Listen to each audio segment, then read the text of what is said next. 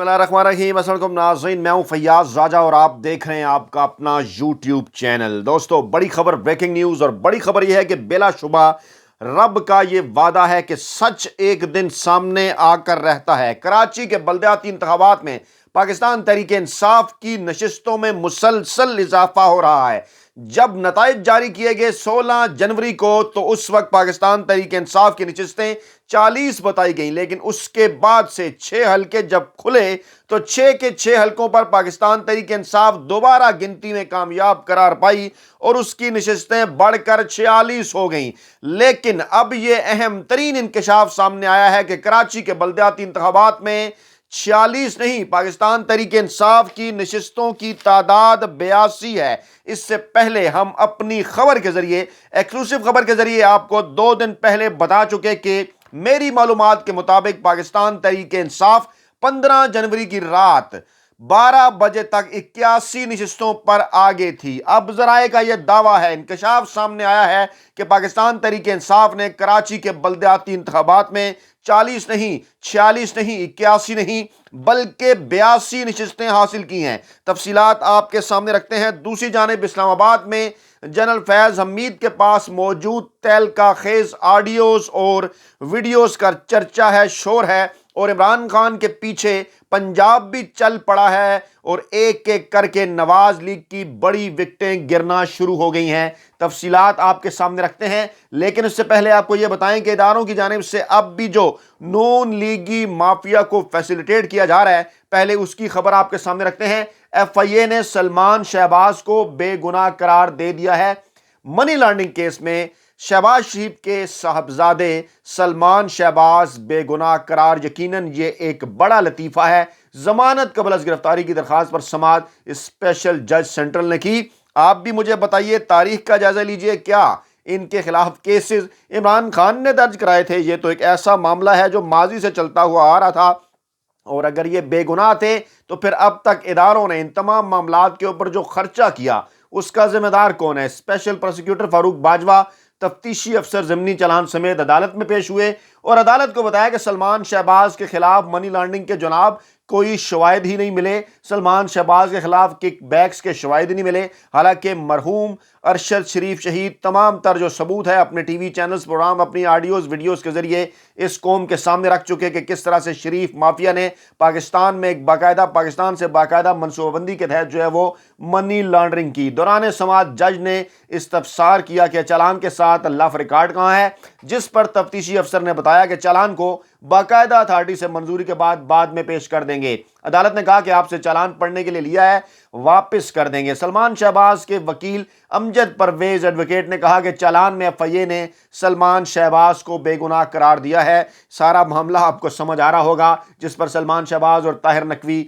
अपनी दरखास्तें वापस लेना चाहते हैं। ये एक बड़ी डेवलपमेंट हुई जनाब, और इस बड़ी डेवलपमेंट के नतीजे में शरीफ खानदान मुसलसल फैसिलिटेट किया जा रहा है। दूसरी जानिब फवाद चौधरी का बयान सामने आया कि नए आर्मी चीफ के आने से मामलात 50% बेहतर हो गए हैं। वज़ीर आज़म शहबाज शरीफ को कौमी असम्बली से एतमाद का वोट तो लेना ही पड़ेगा। उन्होंने कहा कि सदर ममलकत को शहबाज शरीफ के एतमाद के वोट के हवाले से हम दरखास्त करने जा रहे हैं। फवाद चौधरी ने कहा कि नए army chief general Asim Munir के आने से मामलात 50% बेहतर हुए हैं, मजीद भी हो सकते हैं। आप इसके ऊपर कमेंट कीजिएगा, आपका क्या ख्याल है कि वाकई क्या फवाद चौधरी का यह बयान दुरुस्त है कि नए आर्मी चीफ के आने के बाद 50% मामलात बेहतर हुए हैं, जो कि साबिक army chief general Qamar Javed Bajwa के दौर में थे। इससे पहले इमरान खान ये कह चुके कि पंजाब में हमने एतमाद का वोट लिया, परवेज लाई भी अपने इम्तिहान में कामयाब रहे, अब शहबाज शरीफ को टेस्ट करेंगे, इन्हें एतमाद का वोट लेने को कहेंगे, और अब यह पता चलेगा कि एस्टैब्लिशमेंट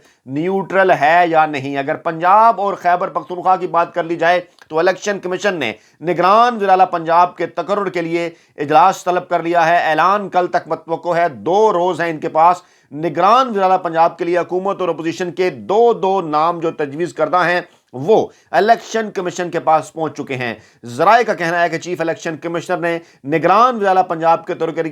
तकर्रुर के लिए इजलास कल बुला रखा है। इजलास में चीफ इलेक्शन कमिश्नर और मेंबरान शरीक होंगे। इलेक्शन कमीशन की सरबराही में नामों पर गौर किया जाएगा और इलेक्शन कमीशन निगरान वज़ीर पंजाब का ऐलान कल ही कर देगा। اس سے پہلے ڈیڈ لاک ہو گیا تھا، تب یہ معاملہ الیکشن کمیشن پہنچا تھا حمزہ شہباز اور پرویز الہی کے درمیان، اور پرویز الہی نے یہ بھی کہا تھا کہ وہ چیف الیکشن کمشنر کا مقرر کردہ وزیر اعلیٰ پنجاب ہے وہ نہیں چلنے دیں گے اور وہ عدالت کے اندر بھی جائیں گے۔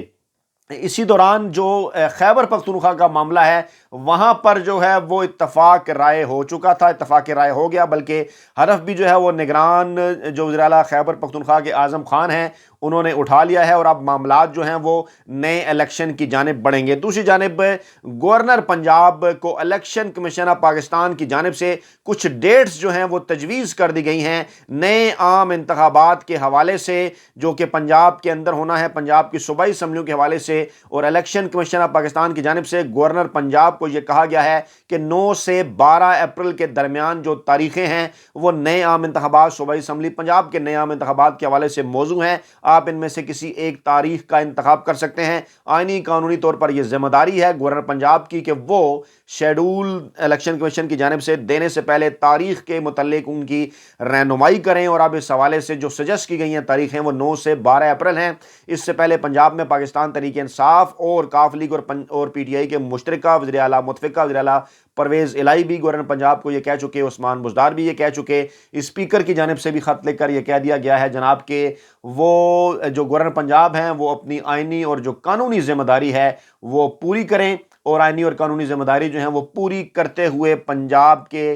جو انتخابات ہیں ان کے حوالے سے تاریخ کا اعلان کریں۔ اور اہم ترین ڈیولپمنٹ الیکشن کمیشن کا یہ فیصلہ کہ کل ہی اس حوالے سے جو ہے وہ نگران ضلع پنجاب کا بھی اعلان جو ہے وہ کر دیا جائے گا۔ سلمان شہباز نے ایک ٹویٹ کیا تھا جس پر شاہد خاقان عباسی نے یہ کہا تھا کہ انہیں اس ٹویٹ کی وضاحت دینی چاہیے، اور انہوں نے جوکر والی اپنی ٹویٹ کے اوپر جو ہے وہ وضاحت دے دی، اور آج جب ایف آئی اے نے سلمان شہباز کو منی لانڈرنگ کیس میں بے گناہ قرار دیا تو اس کے بعد انہوں نے عدالت کے باہر جو ہے وہ میڈیا سے گفتگو کی، اور صحافی نے جب سوال کیا کہ آپ نے ٹویٹ میں وزیر خزانہ کو جوکر کہا تھا، تو جواب میں سلمان شہباز نے کہا کہ پی ٹی آئی نے 5 وزیر خزانہ تبدیل کیے، میں نے آخری 3 کو کہا تھا۔ صحافی نے پھر سوال کیا کیا اس میں مفتاح اسماعیل بھی شامل تھے؟ اس کے جواب میں سلمان شہباز نے کہا کہ میں نے کسی کا نام نہیں لیا، اور شاہد خاقان عباسی نے سلمان شہباز کو جو کہ شہباز شریف کے صاحبزادے ہیں انہیں وضاحت دینے کا کہا تھا جنہوں نے آخری 3 وزراء خزانہ کو جوکر کہا تھا، اور شاہد خاقان عباسی نے یہ کہا تھا کہ اگر یہ ٹویٹ سلمان شہباز نے کیا تو مناسب بات نہیں ہے،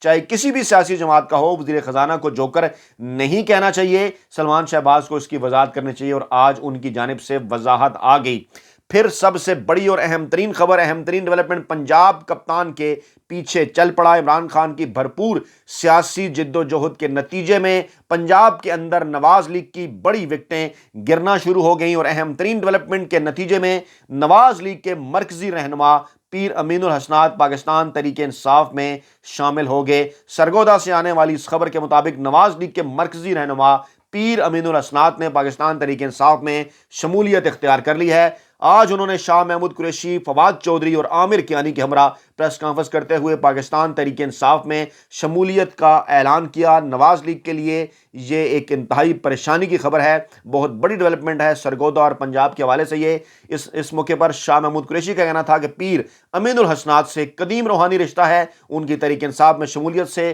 پاکستان تحریک انصاف سرگودا میں مزید مضبوط ہوگی۔ فواد چودھری کا یہ کہنا تھا کہ امین الحسنات اور ان کا خاندان سرگودا کے ساتھ ساتھ راولپنڈی ڈویژن پورے ملک میں اور اوورسیز پاکستانیوں کے اندر اچھا خاصا اثر و رسوخ رکھتا ہے۔ ان کا مزید یہ کہنا تھا کہ نواز لیگ کے مرکزی رہنما پیر محمد امین الحسنات کی پی ٹی آئی میں شمولیت انتہائی اہم ہے، اور پیر امین الحسن کی کو ہم خوش آمدید جو ہے وہ کہتے ہیں۔ اگر 2018 کے انتخابی نتائج کا جائزہ لیا جائے تو نواز لیگ نے پیر امین الحسنات کی قیادت میں یہاں سے نسبتاً بہتر پرفارم کیا تھا پاکستان تحریک انصاف کے مقابلے میں، دیگر اضلاع میں پنڈی ڈویژن میں پاکستان تحریک انصاف نے اچھا پرفارم کیا، سرگودا میں نواز لیگ کی کارکردگی اچھی تھی، لیکن اب اس بڑی ڈیولپمنٹ کے بعد یہ نظر آ رہا ہے کہ اس کے اثرات جو ارد گرد کے اضلاع ہیں وہاں پر بھی پہنچیں گے، اور آہستہ آہستہ نواز لیگ کی جو بڑی وکٹیں ہیں وہ گرنا شروع ہو جائیں گی۔ ایک بار پھر یہ بات ثابت ہو گئی کہ اگر ان تمام دھڑوں کو جو تھوڑا سا اثر و رسوخ رکھتے ہیں آزاد چھوڑا جائے، نیوٹرل جو ہے وہ اس میں اپنا کردار ادا نہ کریں، تو بلا شبہ ان تمام بڑے دھڑوں کی جو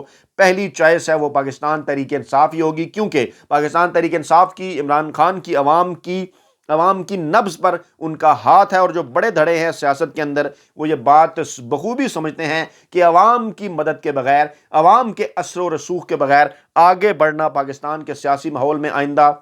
انتہائی مشکل ہوگا، اور آئندہ جو پاکستان کا جمہوری ماحول ہے وہ عمران خان کی سخت ترین جدوجہد کے نتیجے میں عوامی امنگوں کے مطابق ہی آگے چل پائے گا۔ آئندہ آنے والے دنوں میں اسی طرح کے جو بڑے دھڑے ہیں، اثر انگیز دھڑے ہیں، ان کی جانب سے اس قسم کے فیصلے پاکستان تحریک انصاف میں شمولیت کے آپ کو ہوتے ہوئے نظر آئیں گے، اور ان بڑے فیصلوں کے بعد نواز لیگ کے اندر اس وقت شدید ترین بے چینی پھیل چکی ہے۔ ایک اور اہم ترین اور بڑی ڈیولپمنٹ جنرل فیض حمید کے پاس موجود ویڈیوز کے حوالے سے آپ کے سامنے رکھتے ہیں، پھر معاملات کو کراچی میں پاکستان تحریک انصاف کی نشستوں کے بڑھنے کی جانب بڑھاتے ہیں۔ پاکستان تحریک انصاف کے سابق رہنما فیصل واؤڈا نے اس بات کا دعویٰ کیا ہے کہ سابق D G I S I lieutenant general Faiz Hameed کے پاس نواز لیگ اور عمران خان سمیت پاکستان تحریک انصاف کے کئی رہنماؤں کی آڈیوز اور ویڈیوز موجود ہیں۔ تہلکہ خیز انکشاف ہے یہ۔ سابق ڈی جی آئی ایس آئی رہ چکے جنرل فیض حمید، اور جن کے متعلق عمران خان پر یہ الزام عمران خان کے سیاسی مخالفین کی جانب سے لگایا جاتا ہے کہ ان کو وہ نئے آرمی چیف کے عہدے پر نومبر 2022 کے بعد 29 نومبر 2022 کے بعد دیکھنا چاہتے تھے، اور انہی کو آئی ایس آئی کے سربراہ کے طور پر ہٹائے جانے کے بعد سے جو ہے وہ سابق army chief general Qamar Javed Bajwa اور عمران خان کے درمیان اختلافات کا آغاز ہوا۔ گزشتہ دنوں جنرل فیض حمید کی صاحبزادی کی شادی میں جب سابق army chief general Qamar Javed Bajwa نے شرکت کی تو اس وقت بھی سیاسی تجزیہ نگاروں کی جانب سے یہ دعویٰ کیا گیا، پی ٹی آئی کے قریبی ذرائع بھی جن کے اندر شامل تھے، کہ بظاہر اس قسم کا تاثر دیا جا رہا تھا، اور یہ بھی پھر بعد میں خبریں آئیں کہ جناب یہ تاثر بنایا گیا جان بوجھ کر کے کوئی اختلافات ہیں فیض حمید اور جنرل قمر جاوید باجوہ کے درمیان۔ عمران خان کے حوالے سے جنرل فیض حمید کو عمران خان کے قریب بنا کر پیش کیا جاتا رہا، جبکہ قمر جاوید باجوہ کو ہٹ کر ان سے دور بنا کر پیش کیا جاتا رہا، لیکن کچھ لوگوں کا یہ دعویٰ ہے کہ فیض حمید اور جنرل قمر جاوید باجوہ تمام تر معاملات کے جو رجیم چینج آپریشن کے تھے ان میں ایک پیج پر تھے۔ بعد میں اس حوالے سے سابق D G I S P R general Asif Ghafoor کا نام بھی سامنے آیا، کیونکہ چند دن پہلے جب عمران خان کے قریبی ذرائع نے اس بات کا انکشاف کیا کہ جنرل آصف غفور اور جنرل فیض حمید کی جانب سے عمران خان کو اس بات پر منایا گیا تھا کہ سابق army chief general Qamar Javed Bajwa کی مدت ملازمت میں توسیع کی جائے۔ اس سے پہلے عمران خان اور وزیر اعظم شہباز شریف سمیت متعدد سیاسی رہنماؤں کی آڈیوز ویڈیوز لیک ہوتی رہیں، جن میں کچھ کو مبینہ طور پر جعلی بھی قرار دیا گیا۔ اس حوالے سے عمران خان کہہ چکے کہ جب وزیر اعظم ہاؤس ہی محفوظ نہیں ہے تو پھر کون سا غیر ملکی رہنما یہاں آ کر ہم سے بات کرنا پسند کرے گا۔ اب اگر بات کریں جناب کراچی میں ایک بڑی سیاسی ڈیولپمنٹ کے حوالے سے، تو پاکستان تحریک انصاف سے ملاقات کی جماعت اسلامی کے رہنماؤں نے ان کے پاس آ کے، اور جماعت اسلامی نے میئر کراچی کے لیے تحریک انصاف سے مدد مانگ لی ہے، اور پی ٹی آئی کے سیکریٹریٹ میں علی زیدی سمیت دیگر پارٹی رہنماؤں سے حافظ نعیم الرحمان کی قیادت میں وفد یہ ان کے سیکریٹریٹ پہنچا اور ملاقات کی۔ تحریک انصاف کراچی کے صدر بلال غفار نے جماعت اسلامی کے وفد کا استقبال کیا، جس کے بعد پاکستان تحریک انصاف اور جماعت اسلامی کے رہنماؤں کے درمیان یہ اہم ترین ملاقات ہوئی، اور پی ٹی آئی کی وفد کی قیادت صوبائی صدر علی زیدی نے کی، جبکہ دیگر رہنماؤں میں جنرل سیکرٹری سندھ مبین جتوئی اور بلال غفار بھی شامل تھے۔ میڈیا سے گفتگو میں کہنا تھا ملاقات کے بعد علی زیدی کا کہ فارم 11 کے معاملے پر دونوں جماعتوں کی 4 رکنی مشترکہ کمیٹی بنانے پر اتفاق ہوا ہے۔ مشترکہ کمیٹی فارم 11 اور الیکشن سے متعلق دیگر معاملات کو دیکھے گی۔ حافظ نعیم الرحمان کا کہنا تھا کہ بلدیاتی الیکشن کمپرومائز تھا، الیکشن کے حوالے سے ہمیں شدید تحفظات تھے۔ جماعت اسلامی کی پوزیشن ہے کہ ہم کراچی میں اپنا میئر لائیں، اگر پیپلز پارٹی جائز طریقے سے جیتتی تو ہمیں کیا اعتراض ہو سکتا تھا؟ اگر پیپلز پارٹی جائز طریقے سے الیکشن جیتتی تو ہمارے اندر اتنا حوصلہ ہے کہ ہم ان کو مبارکباد دے سکتے تھے۔ ان کا کہنا تھا کہ بلدیاتی الیکشن ہوا، اس پر عوام نے اپنی رائے کا اظہار کیا، ہم چاہتے ہیں کہ جس کو عوام نے مینڈیٹ دیا اسے تمام سیاسی جماعتیں تسلیم کریں، ہم چاہتے ہیں کہ شہر میں اتفاق رائے ہو۔ انہوں نے یہ بھی کہا کہ اختلاف رائے کے باوجود جماعت اسلامی کی یہ خواہش ہے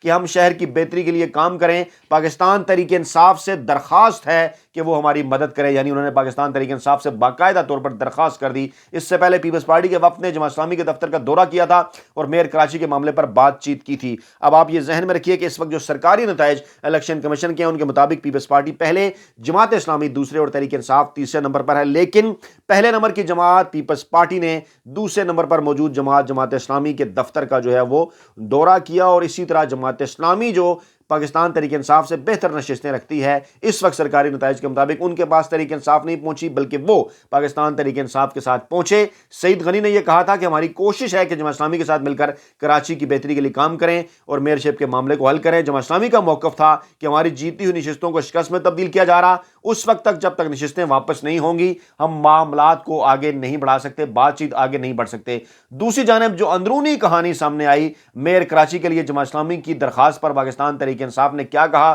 انتہائی دلچسپ ہے۔ اور ذرائع کا یہ دعویٰ ہے کہ کراچی کے میئر کے لیے معاونت کی درخواست تو کی گئی لیکن تحریک انصاف کی جانب سے کوئی مؤثر جواب نہیں دیا گیا، اور ذرائع کے مطابق یہ جو معاملہ تھا یہ بغیر کسی نتیجے کے اوپر ختم ہوا۔ پی ٹی آئی ذرائع کے مطابق ملاقات میں کراچی کی دوسری بڑی سیاسی جماعت